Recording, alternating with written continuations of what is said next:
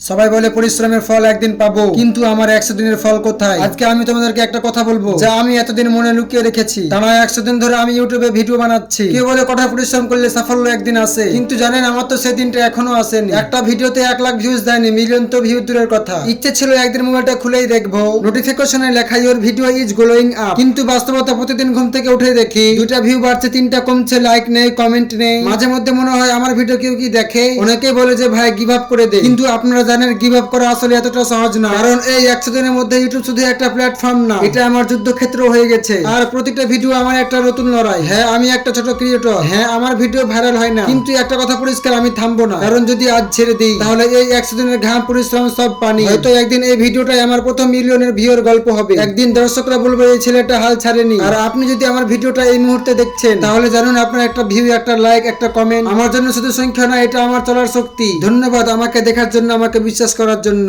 আজ নয় কালো নয়, কিন্তু ইনশাল্লাহ একদিন আমি জিতবই।